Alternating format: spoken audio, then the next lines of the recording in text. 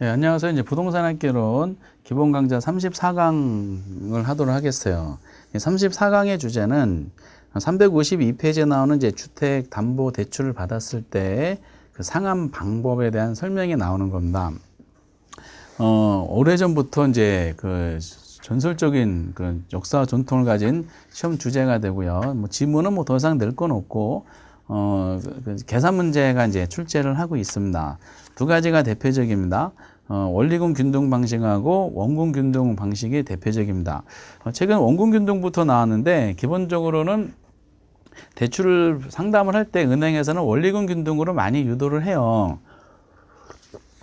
그래서 이제 책 순서와 좀 다르게 해볼게요. 그게 기준을 삼을 수가 있는 거니까 353페이지 보면 양가로 2번에서 원리금 균등 분할 방식이 있습니다. 거기부터 하도록 하겠습니다. 원리금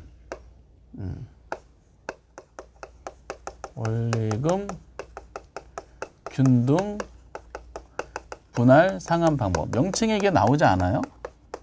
상환 방법 또는 방식. 균등은 똑같이죠. 나누어서 상환하는 방법이야. 뭐를? 원리금을. 그 원리금이라는 것은 뭐예요? 원금 상환분하고 이자 지급분을 합한 걸 말하는 거죠. 이게 이제 원리금 균등 방식입니다. 그러면 이제 먼저 여러분 꼭 기준으로 삼아야 될 건 뭐냐면은 그 원리금 상환액에 대한 논리예요. 그 원리금 균등 상환 방식으로 대출 받은 거는 상환을 할 때 그 원리금 상환액, 즉 원금 상환분하고 이자 지급분을 합한 원리금 상환액은 매 기간마다 어떻게 되냐 하면은 얘네들은 항상 이제 일정합니다. 동일한 금액을 상환하게 돼 있다라고 알아두셔야 되죠. 똑같다는 거야, 이렇게. 처음부터 만기까지 동일한 원리금 상환액에 나가는 것이 이게 이제 원리금 균등 분할 상환 방법입니다. 근데 원리금 상환액이 동일하다 그래서 이게 동일하다 그래서 원금 상환분하고 이자 지급분까지 동일한 건 아닙니다. 그럼 원리금 상환액 중에서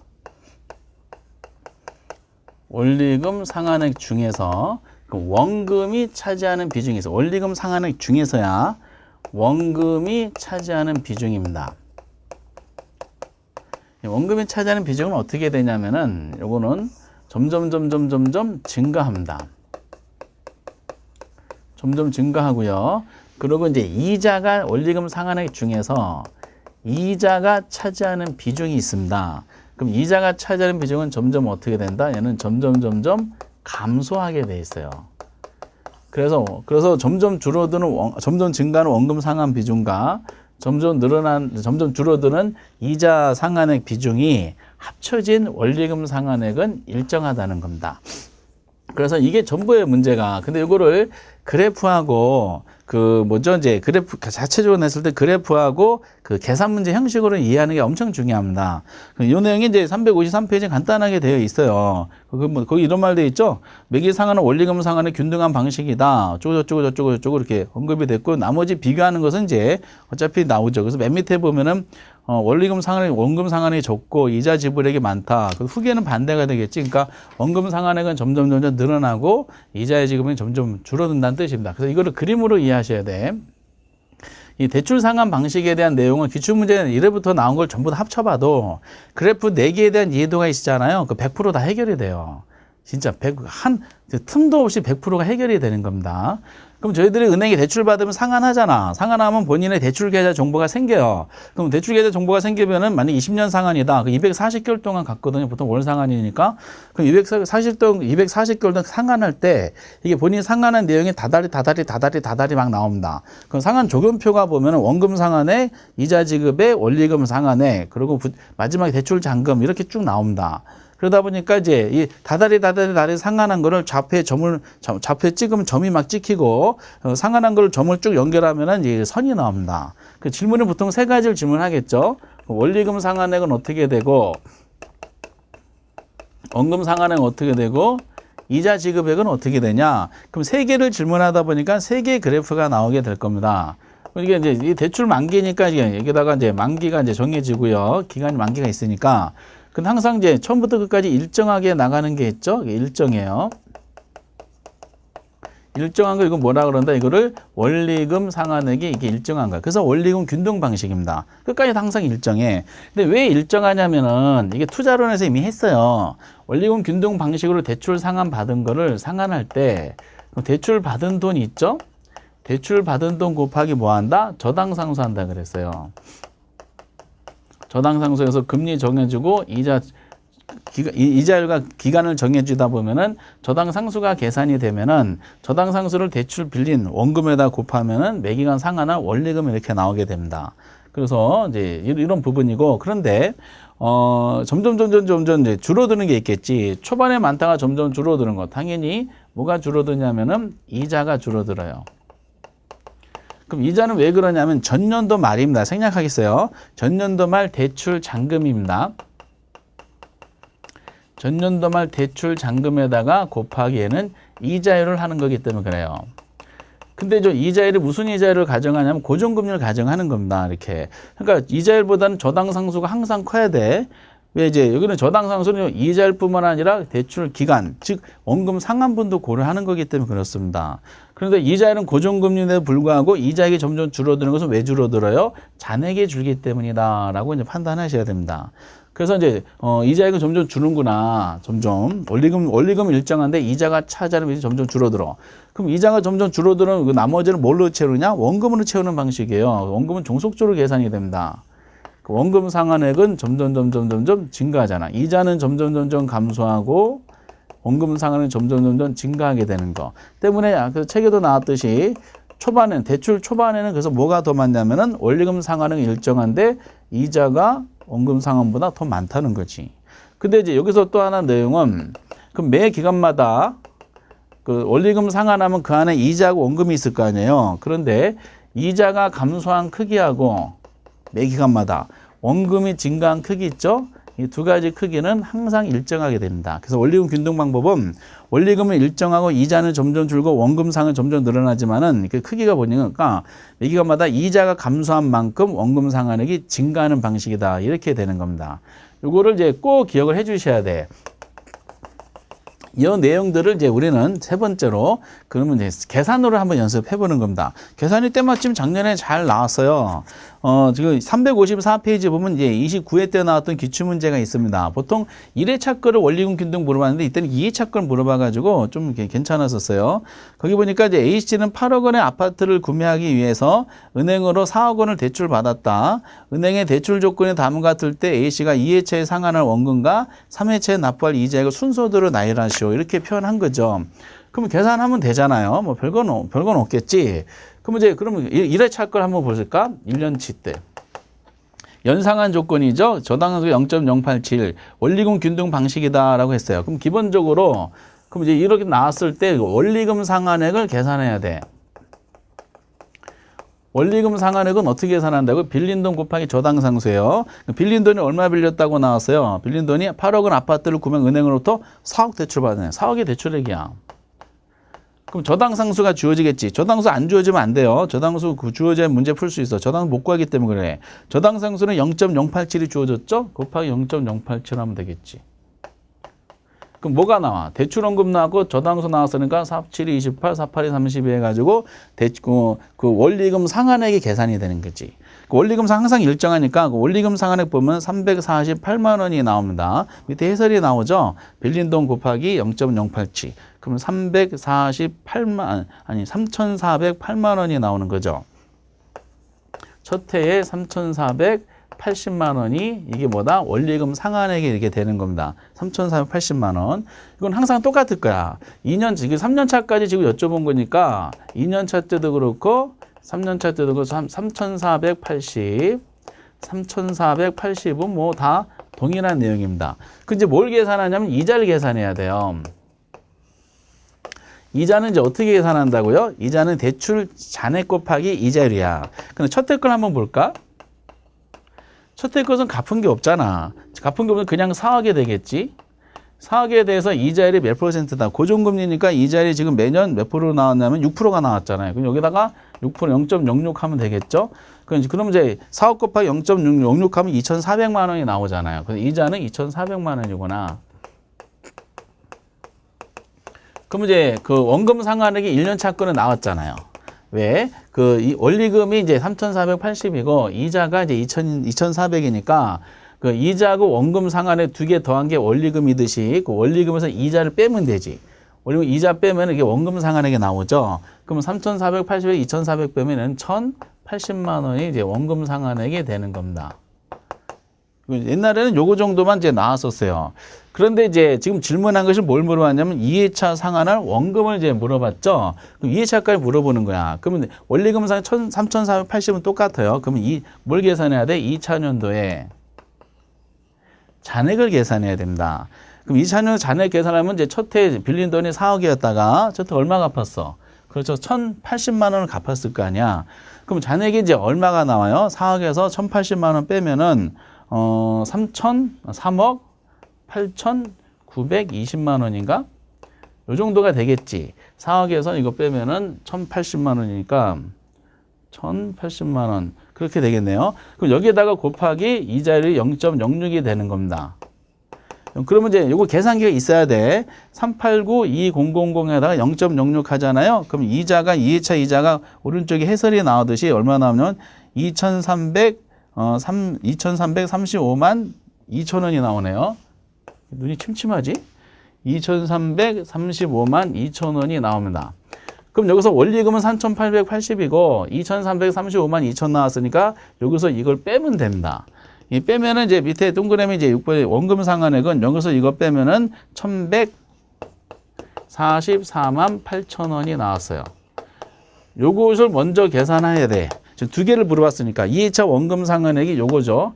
요걸 먼저 계산해서 이제 11448이 나와 있는 걸 두 개를 찾으면 돼. 그러니까 2번하고 3번 둘 중 하나야. 근데 또 물어본 것이 3년 차에 뭘 물어봤냐면은 3년 차에 이자를 요걸 물어봤어. 그 여기까지 가기 그 시간적 문제 때문에 요걸 바로 계산하겠어요. 그 다시 또 빼야 돼. 3년 차 때 계산하기 위해서 그럼 2차 년도에 대출액이 3억 8,920만 원이었잖아요. 거기에다 다시 1,144만 8천을 또 빼는 거야. 여기서 이거를 빼는 거야.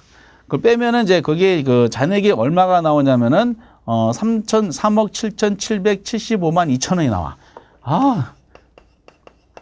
3억 7,775만 2천 원. 여기다가 또 6% 하는 거예요. 그럼 여기다 곱하기 6% 하면은 이제 이자가 이제 얼마가 나오냐면은 3회차 이자액이 2266120이 나오죠. 22,266만 5,120원이 나오게 됩니다. 요거를 물어본 거야. 요거. 그 여기에다가 다시 요걸 빼면 요 금액이 나오겠지. 이렇게. 근데 요거하고 요거를 조합을 맞춘 것이 정답이 이제 2번이 됐었던 문제다라고 보시면 되겠습니다. 그래서 요 문제가 앞으로 원리금 균등 상환 방법 문제를 물어볼 때 형식상 단독 문제를 요거만 물어볼 때 요거 이상의 난이도는 아마 내기 힘들 것 같아요. 지금 매번마다 잔액을 따로 구한 다음에 이자를 계산하는 과정 중에 시간이 좀 많이 걸릴 수가 있어요. 그래서 요 29회 때 나왔었던 요 기출문제 요거를 원리금 균등 방법의 기본 계산 모델로 생각하시면서 형식상을 계속 이제 적용해 주시기 바랍니다. 그럼 여기 보시다시피 이제 그 그림을 한번 보는 거야. 원리금 상환은 계속 일정하잖아. 그렇죠? 계속 똑같아 원리금 상환에. 근데 이제 이자는 2,400부터 시작이 점점 줄어들잖아요. 왜 줄어들어? 잔액이 줄기 때문에 그래. 대신에 이자가 줄어들면 뭘로 채우는 방식이야? 원금 상환액으로 채우는 방식이지. 그래서 이자 지금 점점 감소하고 원금 상환액은 점점 증가한다. 저 그래프상 내용입니다. 그리고 또 하나 여기서 2,400만 원 첫 해 이자에서 여기 빠졌지. 이자가 빠진 금액이 있습니다. 이자가 빠진 금액하고 이게 줄어든 금액하고 원금 상환액이 증가한 금액 이건 증가했잖아. 그 요거하고 요 금액 차이가 똑같은 겁니다. 이렇게. 이자가 줄어드는 것만큼 원금 상환액을 채우는 방식이다라는 겁니다. 그리고 굉장히 중요한 문제입니다. 앞으로 이 이상의 난이도는 내기가 힘들다. 대신에 지금 보셨던 것처럼 원리금 균등 방식은 이런 지문적인 특징이 있구나라는 거를 이제 요 계산 문제로 이제 응용하셔서 그 해석을 해주실 수가 있으시면 좋겠습니다. 이게 원리금 균등 방식입니다. 29회 때는 이제 원리금 균등 방식 계산 문제 나왔는데 28회 때는 원금 균등 방식에서 계산 문제 나왔어요. 요거는 좀 출제하기가 부드러워요. 352페이지 보면은 거기에 이제 양가로 1번에 원금 균등 분할 방식이 있네요. 원금 균등 분할 상환 방식. 그럼 요거는 이제 똑같이 나눠서 상환하는 방법이죠. 뭐를? 원금을 똑같이 나눠서 상환하는 방법이야. 공통적인 자료를 잡아야 돼. 그럼 원리금 균등 방식의 경우는 원리금 상환액이 일정하다 그랬잖아요. 그림상으로. 근데 얘는 원리금 상환액이 즉 원금이자 합한 원리금 상환 어떻게 되냐? 점점 감소하게 돼 있어요. 그래서 체감식이다라고 얘기도 합니다. 이렇게. 이게 왜 감소하냐면은 그 이유가 다 있겠죠. 원리금 상환액이 줄어드는 이유가 매 기간마다 상환한 원금 상환액이 있습니다. 원금 상환액은 얘는 계속해서 일정해요. 그래서 원금 균등 방식이야. 그런데 요걸 두 개를 합해야 되죠. 이자 지급액을. 근데 이자 지급액은 점점 줄어들어요. 그래서 이제 일정한 원금 상환분과 점점 줄어 이자 합한 원리금 상환액이 점점 어떻다? 줄어들 수밖에 없다라고 이제 보는 겁니다. 이것도 마찬가지 그림을 통해서 해석을 잘 해주시면 되겠습니다. 세 가지를 똑같이 물어봐. 원리금, 원금, 이자. 저거랑 동일한 조건이야. 그리고 행축은 기간입니다. 만개 이렇게 주어졌어요. 항상 만개가 주어져. 그래서 일정하게 나가는 게 있죠. 이게 뭐라고요? 원금 균등 방식의 경우 동일한 거? 이게 원금 상환분이야. 왜 원금 상환액이 일정하냐면은 이거는 빌린 돈 있죠. 빌린 돈 나누기 그냥 기간을 하기 때문에 그래요. 대출 기간으로 그냥 나누기 때문에 균등하게 분배하는 거지. 근데 원금 상환액은 일정한데 이자는 공통적으로 점점 줄어들어요. 이자는 감소합니다. 왜 감소할까? 이자는 항상 대출 잔액에다 적용하기 때문에 그래요. 그럼 대출 잔액에다가 지금 이자율이 고정금리이기 때문에 이 잔액에 주니까 이자액도 점점 줄어드는 거야. 그러면은 기간으로 똑같이 나눈 원금 상환분은 일정하고 잔액이 줄어드는 이자액은 점점 줄어들고요. 두 가지 합한 것이 뭐죠? 합한 것이 원리금이잖아. 합한 원리금은 일정한 이자 그 원금에다가 이제 이자가 덧칠한 거기 때문에 위에서 이렇게 내려와서 점점 감소하게 되는 일이 발생하는 거지. 그래서 이제 원리금 상환액은 점점 줄고 이자는 점점 줄고 원금 상환액은 일정하다라는 거죠. 이것도 두 번째 4개 그래프 중에서 두 번째 그래프가 이걸 이해하시면 되고요. 계산 문제 하시면 돼. 계산 문제가 이제 이것도 이제 그 28회 때 나왔던 가장 중요한 계산 문제입니다. 그거 한번 볼게요. A씨는 주택을 구매하기 위해서 은행으로부터 얼마 빌렸냐? 5억 원을 대출 받았다 이렇게 설명이 됐잖아요. 대출이 5억 받았네. 그럼 물어본 질문이 9회차에 상환할 원리금 상환분과 13회차 납부하는 이자 납부액을 순서대로 나뉘라. 요즘 문제 스타일이 이렇게 두 개 조건을 많이 물어보더라고요. 하나만 내기로는 요즘 수험생분들의 수준이 너무 높아지셔서 나타나는 현상인 것 같아요. 그럼 9회차에 원리금 상환에 원금이자 합한 걸 구한 거는 따로따로 계산해 봐야 되죠. 근데 예의상 이제 1회차 걸 한번 계산해 봐야 돼. 연상환이니까 1년차 겁니다. 그 원금 상환분은 다 공통적인 상황이니까 요거부터 계산을 해봐야 돼요. 얼마 빌렸다고요? 얼마죠? 5억 원 빌렸네.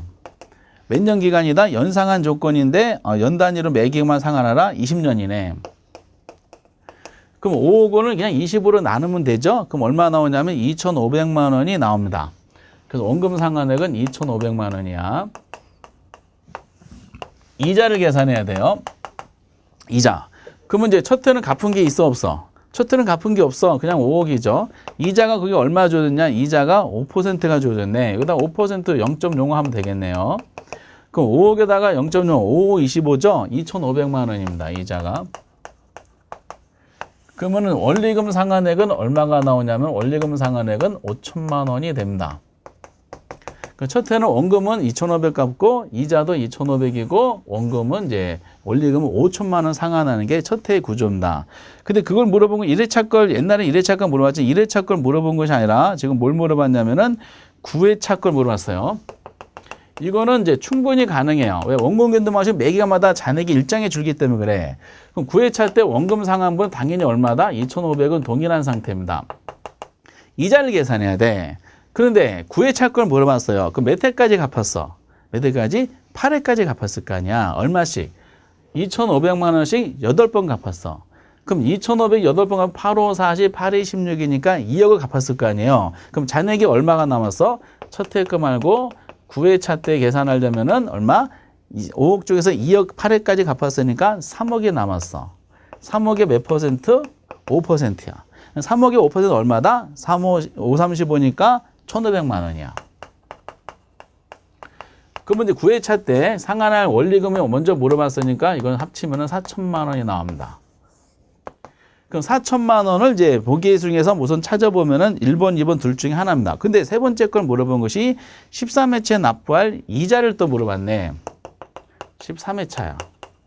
그럼 원금 상환분은 그냥 2,500 똑같은 상황이고 요거를 물어봤잖아요. 그러면 어떻게 된다? 2,500씩 몇 번 갚았어? 13회차 이자 계산해야 돼. 이자. 12번 갚았잖아. 그러면은 1억 5천씩 12번 갚으면 얼마다? 3억 갚은 거야. 그럼 잔액이 얼마 남았어? 2억이야.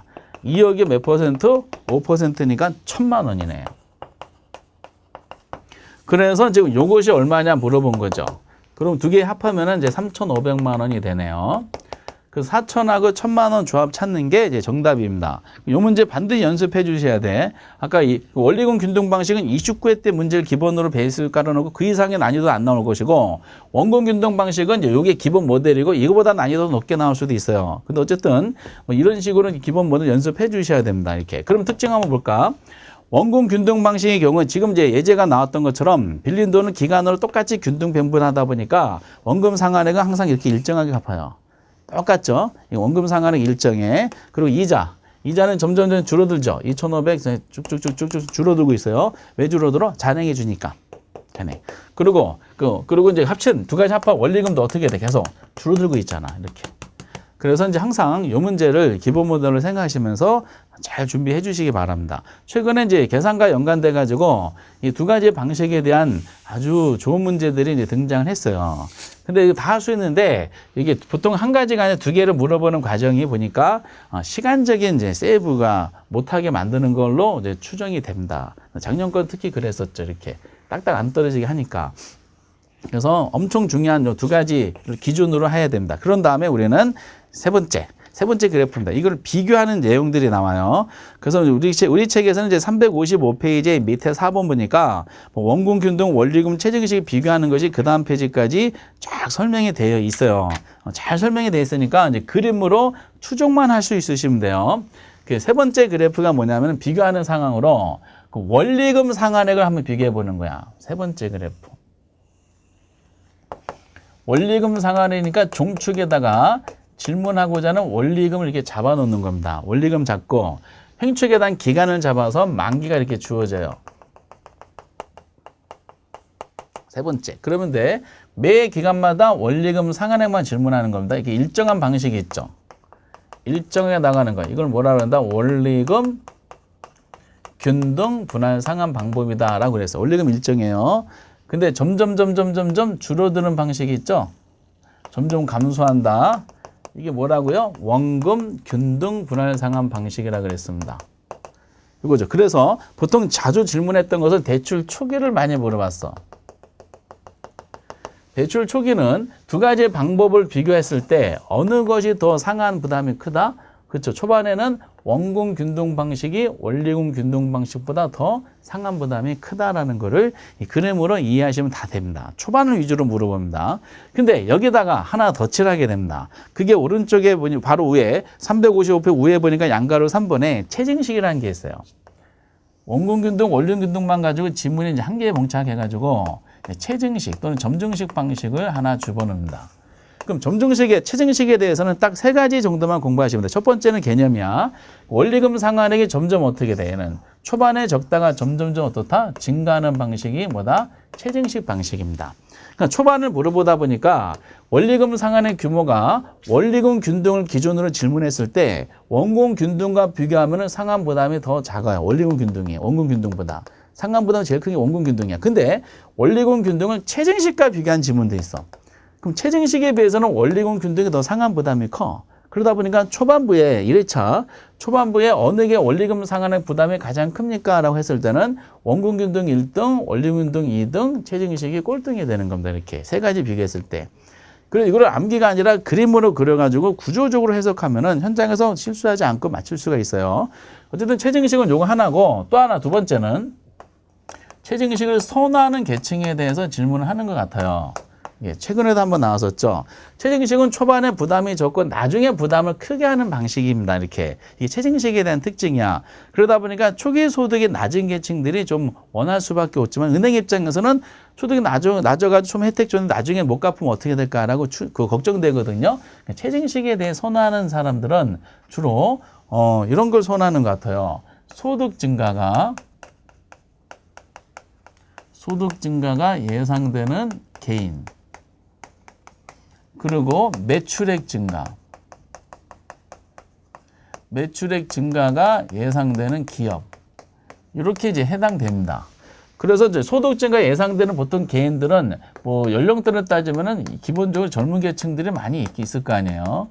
그래서 개인이나 이게 전부 다 매출액 증가, 소득 증가 예상되는 기업입니다. 그리고 또 하나의 경우는 예상 보유 기간이 누구냐? 부동산을 최저임금식으로 받았어요. 최저임금식 대출 받아 샀어. 그럼 부동산에 대한 예상 보유 기간이 단기간인 사람이 선호하냐, 장기간인 사람이 선호하냐 그럴 때 단기간인 사람이 선호한다라고 보시면 바랍니다. 왜? 최저임금 초반 혜택 봤으니까 나중에는 더 많이 상환되잖아. 그러기 전에 부동산을 이제 조기 상환해서 처분해서 조기 상환 생각 있는 사람들이 여기 해당이 될 겁니다. 그래서 이제 최저임금에 대해서는 점점 원리금 상환액이 점점 증가하는 방식. 두 번째, 선호하는 사람들은 이런 사람들이 선호한다. 그리고 이제 대출 초반에 원리금 상환의 규모가 세 가지 비교했을 때 누가 더 가장 많이 부담된다? 원금 균등, 원리금, 최저임금 이런 순서대로 돼 있다는 것을 보통 알아두시기 바랍니다. 그리고 이제 네 번째 그래프가 제일 정답으로 많이 나오는데 이 대출 잔금에 대해서 많이 물어봐요. 대출 잔금은 앞에서 보셨던 것처럼 갚고 난 나머지겠죠? 그 만기가 이렇게 돼 있을 거야. 이게 출발하는 데가 뭐냐면 요거는 대출 원금에 대한 내용이겠죠? 대출 원금. 그럼 이게 기간이 이제 만기가 되면은 점점 돈을 갚아 나가니까 잔액이 점점 줄어들고 있잖아요. 그럼 요것이 무슨 방법이냐라는 겁니다, 지금. 요거를 뭐라 하냐? 요거를 원금 균등 분할 상환 방법이 됩니다. 이게 원금 균등인지 어떻게 하냐면은 직선이기 때문에 그래. 원금 균등 방식은 저기서 확인해 봤던 것처럼 대출 원금이 대출 원금을 기간별로 나눠서 상환하다 보니까 원금 상환액이 일정하게 나가요. 그러니까 잔액도 일정한 비율로 줄어들게 돼 있어요. 그래서 직선의 모습이니까 이거 원금 균등 기억하셔야 되고요. 이렇게 되는 방식이 있어요. 요거를 원리금 균등 방식이다 그럽니다. 원리금 균등 방식인지 어떻게 하셨어요? 곡선의 모습이기 때문에 그렇습니다. 원리금 균등 방식은 초반은 대부분 이자예요. 그래서 잔액이 줄어드는 속도가 원금 균등보다는 적을 수밖에 없습니다. 이렇게. 그래서 우선 이제 두 가지를 한번 비교하는 게 많이 중요하니까 두 가지가 이제 어떤 식으로 이제 문제가 나오냐면은 먼저 은행 입장에서 봤을 때 은행 대출자 측면에서 봤을 때 원금 회수 위험입니다. 원금 회수 위험이 어느 게 더 크냐도 몇 번 물어봤어. 그럼 원금 회수 위험이 좀 크다는 것은 대출 원금이 늦게 회수됐을 때 더 위험이 크다는 뜻이잖아. 그쵸? 그런 논리야. 그러면 늦게 회수됐을 때 이게 만약에 대출 원금이다. 그럼 만기가 이렇게 돼 있어. 그러면 이제 대출 원금 50%를 상환하는 잔액이 50% 상환하는 시점이야. 절반 갚았어. 그 절반 갚은 시점을 보니까 원금 균등 방식은 만기에 한 2분의 1 시점이 지나면은 절반을 상환해요. 근데 원리금 균등 방법은 절반 갚은 시점 보니까 약 3분의 2 시점에서 절반이 갚게 됩니다. 그래서 대출 기간에 절반이 10년 대출 기간이다 5년 동안 갚았어. 그럼 원금 균등은 빌린 돈이 딱 절반만 남았지만은 원리금 균등은 아직도 약 3분의 70%가 남아있게 됩니다. 그러다 보니까 은행 입장에서는 이 원금 균등 방식이 원리금 균등 방식보다 더 빨리 회수하는 거야. 빨리 회수한다는 위험이 낮다는 뜻이죠. 그럼 위험이 어느 게 더 큰 거다? 그 원리금 균등 분할 상환 방법이 원금 균등 분할 상환 방법보다 위험이 더 크다는 뜻입니다. 근데 위험이 크다는 거, 이걸 어떻게 하냐면 대출 잔액의 크기지. 대출 잔금의 크기가 기간 말까지 어느 게 높아? 원리금 균등 방법이 원금 균등 방법보다 클 수밖에 없잖아요. 봐요. 잔액의 크기가 더 크잖아. 그러다 보니까 최근에 이제 물어봤던 게 그럼 차입장 은행에 납부하는 총 이자 납부액, 이자 합계라고 볼게요. 처음부터 끝까지 이자 합계 어느 게 더 크겠어? 원리금 균등 방식이 원금 균등 방식보다 크겠지. 왜? 이자는 어디다 적용한다? 잔액에다 적용하잖아.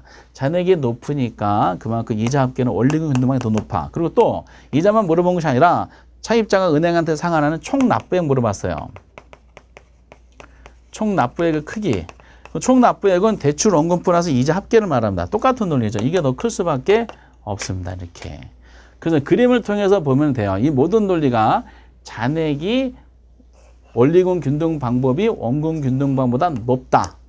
높다는 건 늦게 회수된다. 그러니까 위험이 더 높다. 원금 회수 위험이. 그러니까 늦게 회수되는 만큼 은행 입장에서는 뭐죠? 이자 수익이 대빵이라는 거야. 이자 수익이 많다. 그러니까 이제 이자 합계라든지 총 납부의 크기가 더 이게 클 수밖에 없다라고 얘기하는 겁니다. 두 가지가 그래서 엄청 나와요. 그래서 이 네 개 그래프만 이해하시잖아요. 100% 해결이 돼. 그 여기다가 이제 더 첨가해 볼게. 체증식 같은 것은 이게 이렇게 나타납니다. 이 부분은 체증식 방식이야. 이 체증식 방식의 이제 독특성은 여기가 초반에 보통 은행 돈을 빌려서 상환하면 잔액이 원금보다 낮아지게 되거든요. 근데 올해에는 잔액이 원금보다 높아지는 상황이 발생해. 요거를 뭐 거의 내지는 않지만은 부의 상환이다라고 얘기합니다. 부의 상환도 세 번째 뭐에 대한 특징 중에 하나다. 이 체증식 방식의 특징 중에 하나다라는 거죠. 그러니까 원리금처럼 원금 균등처럼 이게 어쨌든 모양만 다를 뿐이지 계속해서 줄어드는 것이 아니라 얘는 잠깐 잔액이 올라갔다가 떨어지는 경우도 있더라라는 겁니다. 이렇게. 그리고 이제 내용상으로 이제 또 하나 네 번째가 처음부터 끝까지 보니까 이 잔액이 안 줄어드는 경우가 있어요. 이런 것도 있네. 이것도 가끔 나와. 그럼 이런 경우는 어떤 경우일까? 기간 중에 뭐만 낼까? 그죠. 이자만 내는 거야. 기간 중에 이자만 내고 대출은 만기 한꺼번에 내는 거야. 이거를 뭐라고 시험에 내냐면은 원금 만기 일시상환 방법 냅니다. 일시상환 방법. 원금은 대출은 만기 일시상환하고 기간 중에 이자만 내는 방식이야. 이렇게. 근데 어쨌든 이제 우리는 요 두 가지 방법이 있죠. 원리금 균등과 원금 균등 방법에 대한 두 가지 기본 모델을 통해서 연습해 주시고 나머지 두 개는 그냥 첨가하셔서 이런 특징이 있다는 정도만 기억하면 됩니다.